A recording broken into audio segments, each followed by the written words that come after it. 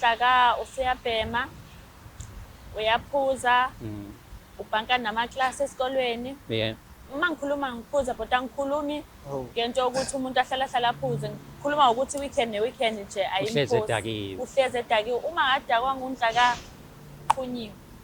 Hawu, ngiyaqhunywa manje mina. Uyaqhuna. Ngibhanka amaklasi. Ngoba Angiyenzi ubhemile phela uyaqhuna. ngiyafunda nje mina. Ufunda mase kuthande wena. Nabo labangani bami babalayo abantu engisuke ngihamba nabo ngiyofunda. Uhamba nabo bafunda kiphi ngoba bahlezi bela ekhoneni Spa.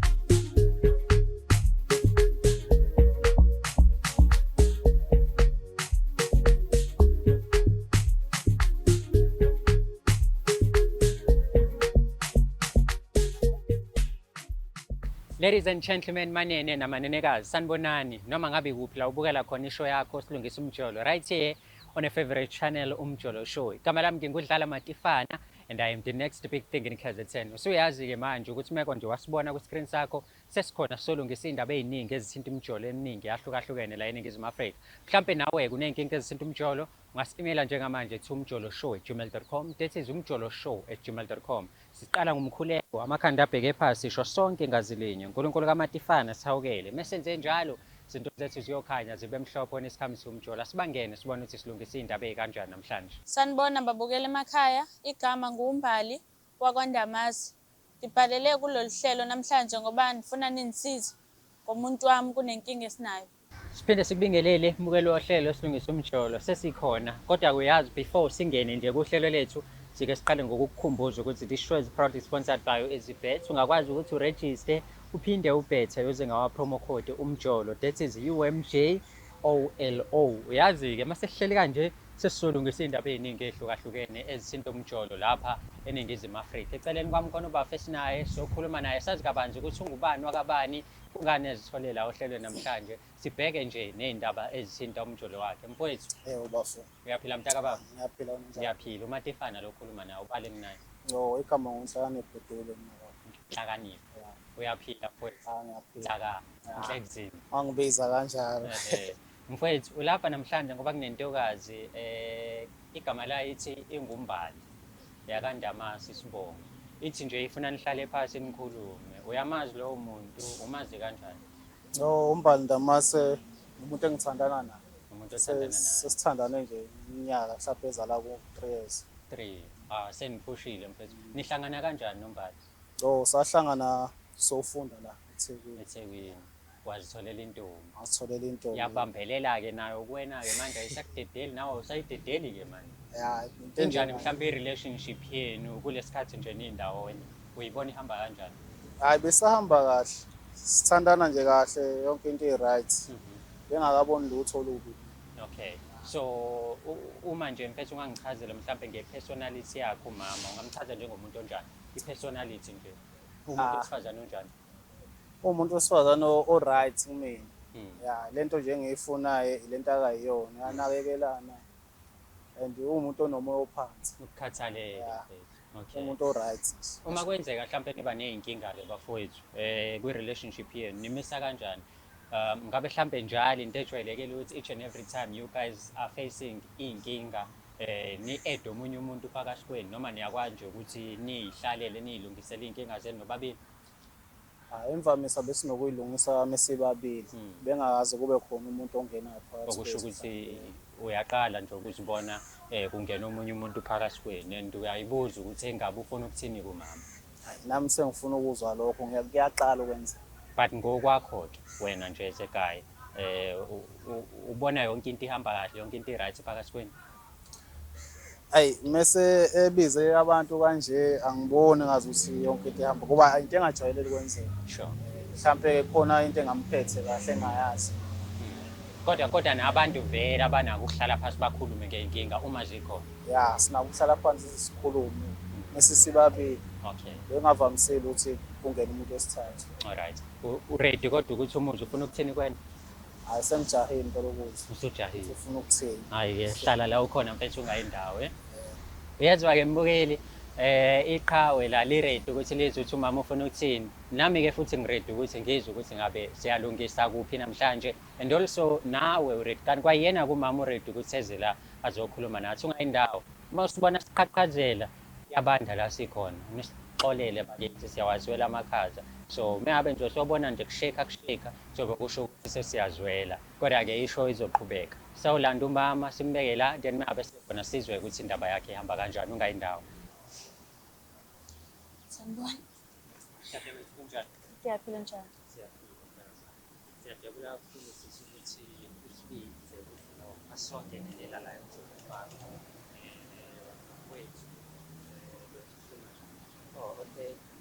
angizwakali kahle. Seku-right eh? Okay. Sixolise ngaloko babukeli. Sisi uyaphila? Ngiyaphila bhuti njani? Hayi yonke into iqondile. Sewukhona-ke manje. Ushilo wathi ufuna ukuthi sixhumanise nesithandwa sakho la, because kunezinto ongasayiboni kahle ngaso. Sasithatha-ke sasibeka la ukuthi-ke nikwazi ukukhuluma nobabili nazo. Ngithe ukukhuluma naye ubafu ungakafiki wena, just nje ukuthi ngibone ukuthi izinto zihamba kanjani phakathi kwenu. Mhlampe namanje ngizothi ukukhuluma nawe before usho ukuthi yini kahle kahle kulethe la. Ubafu ngendlela omazi ngayo nje onhlakaniphi, umuntu onjani mhlawumbe ipersonality yakhe? Okwakhe umuntu o-right, unomoya ophansi, uyathandeka futhi nje umuntu ozimisele. Yeah. Umuntu o-right, unothando. Ukuvezela ukuthi i-relationship yenu akuyonto yamanje, ineminyaka emithathu ever since nafika la eThekwini ngokufunda, nafika nahlangana. Mhlambe uma ungayichaza nje i-relationship yenu kulesikhathi nindawonye, wena ngokwakho uyibona njani? Singekafiki-ke kulo nyaka, kodwa nje okosaqala ukuthandana manje noNhlaka kuhle. Ayikho nje into endiyikhalazelayo noba engingangayikhalazela. Okuhlezi kukuhle kumnandi, engenzela izinto ezithize ngoba-ke sonke siyafana, nami simithane halfway. Bekuloku kumnandi. Sure. Up until now. Okay. Mhlambe yini le ishintshile njengamanje eyenza ukuthi ubone ngazi ukuthi izinto azisahambi kahle noma akasenzi ngendlela? Unabangani abasha aba-wrong. Okay. uNhlaka usuyabhema, uyaphuza, ubhanka namaklasi esikolweni. Yeah. Uma ngikhuluma ngiphuza but angikhulumi ngento ukuthi umuntu ahlala aphuze. Ngikhuluma ukuthi weekend ne-weekend nje Uhlezi edakiwe. Uhlezi edakiwe. Uma ngadakwa nguNhlaka qhunyiwe. Ngiyaqhunywa manje mina. Uyaqhunywa. Ubhanka amaklasi. Ngoba Angiyenzi ubhemile phela uyaqhunywa. Ngiyafunda nje mina. Ufunda mase kuthande wena. Nabo labangani bami babalayo, abantu engisuke ngihamba nabo ngiyofunda la. Uhamba nabo bafunda kiphi ngoba bahlezi bela ekhoneni Spa? Ngiyafunda. Ngifunda ngasikhathini. Ngoba ubuya wena la endlini kumanje kusondela ama-final. Kodwa wena ubuya endlini, ubeka incwadi yakho, uphuma uhamba ubuye ngabo-12 ebusuku. Ayikho lo. Mfowethu, uyabona kodwa ukuthi umama ukhathazekile ngawo. Ngiyabona. Iqiniso lela lishoyo yalikhulumayo ukuthi wena usushintshile, ubungcono nifika la eThekwini, but manje akazi ubhayiziswe yini, nakhona sekuhamba isikhathi. Wena itheki imali zokubhayizisa nje, ukuthola abangani abasha, ushintsha indlela yakho. Kwenzakalani mfowethu? Hayi bafo le ukubhanka amaklasi, ayi. Angwabhanka amaklasi. Kodwa into engiyibonayo sengibone ngazi ukuthi manje umama usefuna ukuthi kunezinto okumele ngizenze ezinye engazi ngathi uyangilawula. Ngikulawula kanjani? Ngwabhanka amaklasi. Ngikulawula kanjani? Uyawabhanka amaklasi, ngifunda nawe, ngiyawazi ngikhuluma, ngihlala nawe la endlini. Ngeke futhi ngize ngikulawule ngoba ngiyazi ukuthi nami angiyona uma wakho.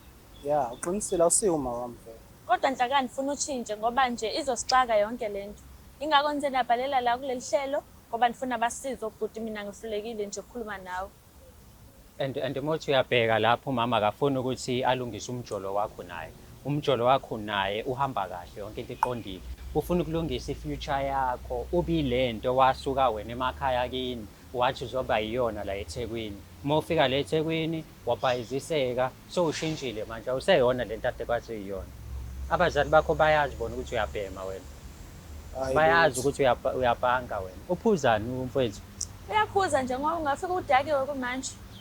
Kodwa manje wenziwa yini ukuthi uma kukhona into ekuxakile ungilandela abantu besivamise ukuthi sikhulume uyahlala Angikhulumanga nawe nawe phasi awumlaleli awumnikezi ngisho isikhathi hayi ngeke kade ngikhuluma nawe Nhlaka kade ngikhuluma nawe no isikhathi mfethu eside. yabo la asile kuzokubukanisa nabantu sofuna ukuthi wena ube ne-future bright njengezinye iy'ngane bajabule nabazali bakho cabanga nje ngelinye ilanga abazali bakho sebebukela le episode babona ukuthi wena wenzani eThekwini kodwa bona bakuthumela ukuthi uzokwenza ini wena ukhathazekile ukuthi nentombi ekukhathalele nge-future yakho awukhathalele ukuthi nentombi eyixakayo ngokuthi impilo yakhe yaphi ukukhathalela kuyangijabulisa lokho kodwa ayi besingavamisile ukuthi nesixabana kube kanje anixabani la niyalungisa nje amaphutha ukuthi amancane mhlawumbe khona into erong eyenziwa yimina besinokuvamise ukuthi sihlale phansi ekhulume nami kahle. yini Kodwa pho mase- yini ishintshile ukuthi ungabe usamlalela-ke manje mase ufuna ukukhuluma nawe osipha badume la ekhanda kwena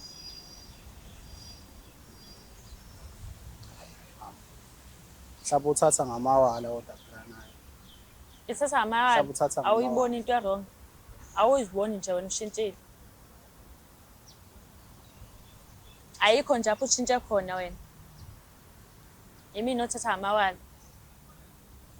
Kuyomela uhluze-ke bhuti uqondisise ingqondo yakho ngoba nje uyabona ngoba ngize la ngoba ngixakekile ngempela futhi ayikho enye into engingayenza. It's either yimina nesikole noma wosiphane wona. Ayikho mina enye into engizoyenza. Kuyomela ukhethe-ke impela manje. uzela uzongichuzisa lokho Anganisolungisa la. Kodwa ngokubona kwami ukuthi nje awuzimisela ukuthi uyivume yonke lento. Xa uzophika ezinto endikuxelela zona, uzoshintsha kanjani? Eish, Unenza muncu kalo ngolo hlobo. Ndiyakuxelela uba ubhanka isikole uyaphika kodwa ndihlala nawe ngizothi ningayazi loo nto. uyenzelani mfethu lento yenzayo ushintshwa yini why itheko likubhayizisa usumdala ngoba ufikile la eThekwini wahlala waba right noma mhlawumbe umama lezi zinto eyishoyo uqambela amanga wena uyaya eklasini uhlezi usendlini yonke lento ayishoyo into engekho ngenzeka phela namantombazana anamanga ngenzeka ukuthi uyakusukela kuyenzeka ngabikho endlini Mm. ngakade akusho lokhu ukuthi mhlawumbe ngisuke senyobhema ngoba esho ukuthi sengiyaqhula so yaqhula usho njalo ukuthi sengiyaqhula Uneminyaka engaphi ungasarenti? Ungasayikhokhe rent? angithi nathi into ade ngichaza nje ukuthi ngazi ukuthi kuzobukiswa ngami cha bafo okay ngizwe mina kuthiwa awusarent uyaphuza futhi nakhona awuphuza utshalo uphuza ini mama Imuncu. uphuza Hayi, imunca imunca Imunca sikhona ngisho nawe ngahamba nobhuti njengamanje sofika khona lapha uyiphuzela endlini. imunca ngaphezu kwaloko awusagcini-ke Kudustbin. manje ngaphezu kwaloko nokugeza-ke manje so uyadlula 2-3 days Iyancane. ungagezile ugezile njengoba ula cha ngiphezile bafuka ngizila kodwa ngiyezwa ukuthi kuyashiwo kuthiwa zonke lezo zinto awuseyena lo Nhlaka esimaziyo noma kade aziwa before so mfethu la umama ukhathalele wena ukhathalele i-future yakho ufuna ufunde ufuna ube clean ufuna ufocus kuwena akasho ukuthi ungabi nabo abangani iba nabo abangani kodwa ekubeni nabangani wazi nawe phela ukuthi mfethu uyazilimit ukuthi u1 no 2 awe cabanga mfethu umncane kanjani uphuza Nabantwana imuncasi aba-right. phuza imuncasi mfethu Awungicabangeli nje.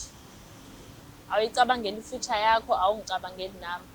Bazothina abantu. and mancane amantombazana nje enye ngeke izixaye nangokuthi i-future yakhe injani uma ungafuni ukuyilungisa wena izovela ikushiye nje sidididi yabo so kuwena-ke mfethu ukuthi wenze njani ngalento oyitshelwa usisi uyamuzwa noma uthi hayi wena uyiphikela nabangani bakho sipha nidlela imuncasi nibheme nibe amaphara la eThekwini yabo ngoba phela uzoba yiphara mfethu yabo njengoba usuqalile sokunokushaya 2 days no 3 days ungagezi uhlezi udakiwe kusho ukuthi wena kuney'nsuku oyiphilile ku-2025 ongazazi wena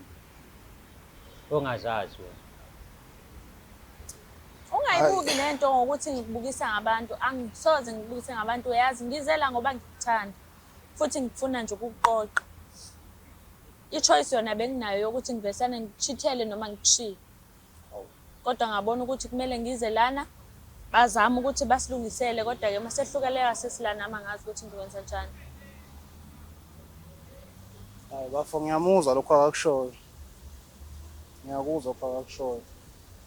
Ngoba ngisho nje ukuthi mesixabene bengavamisile ukuthi sifake umuntu wesithathu, kusho ukuthi naye imphatha kabi leyo nto akayishoyo ngami. So bengicela ukuthembisa ukushintsha ke. Nangu mfethu ngithembisa ukuthi Mbali, ngiyakuthembisa sithandwa sami, ngizobe ileya nto engangiyiyona ngiqala ukuthandana nawe, ngiklini, ngikunakekela nasendlini, simithana halfway. Umtshele nje mfethu, khuluma intombi yakho le.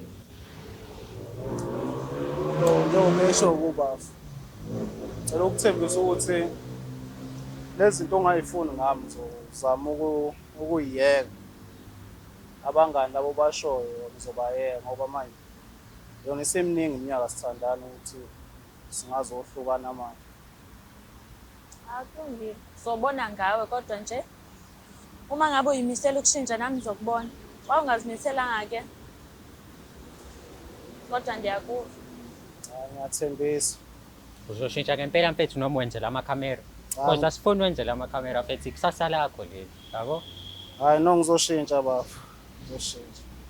Ngoba ngiyambona ukuthi ngathi ayinayo imphathi kahle lento. Yini mfethu ekulidele kuzona zonke lezi zinto lezi? Abangani abarong noma kwenzakaleni? Uzozithola wena manje sowuphila ngemuncaso omncane kanje.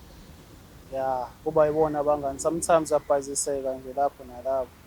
Ungaboni kodwa wena ukuthi uyalahla.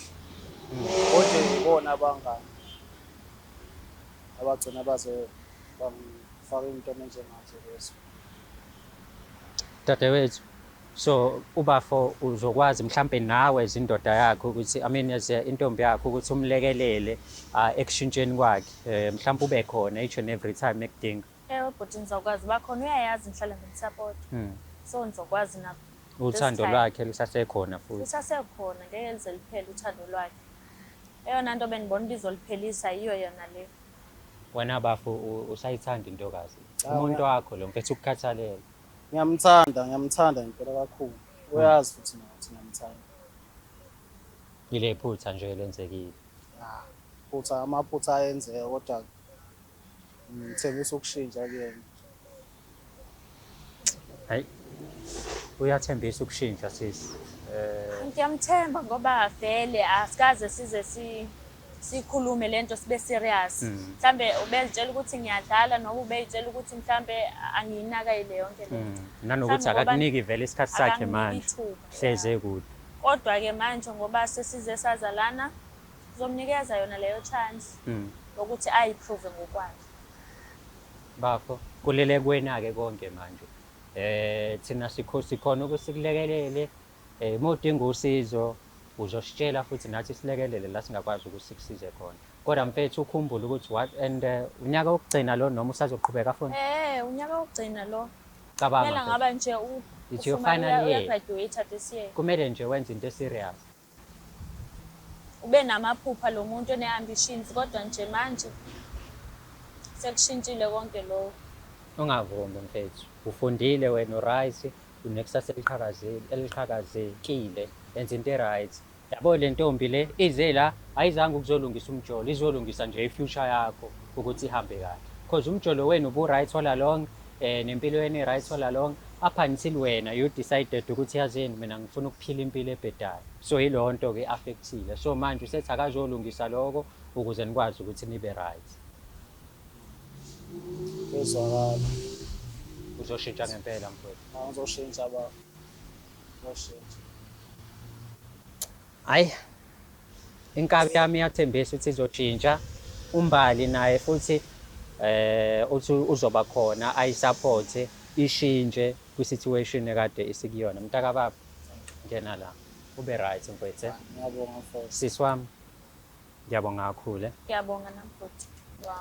Ungakhohlwa ukusubscribe, ulike, uphinde futhi ushare i-channel yakhe ebizwa ngokuthi Umjolo Show. Ikhona khona la i-channel yakhe ebizwa ngokuthi Umjolo Show, igama le-channel silungisa umjolo. Uma ukuthi ufuna uku-advertise nathi, umjoloshow@gmail.com. Noma ikephi la ungidinga khona, dlala matifane@gmail.com. Ayiminingi imisebenzi yami, ukushaya inamba ze DJ, versatile DJ, iphinde ngizophatha uhlelo lwakho and also ngibe brand promoter. Siyabonga kakhulu ukuthi ke ubukele episode yethu namhlanje. Ube nosuku noma nobusuku obuhle, siyabonga kakhulu.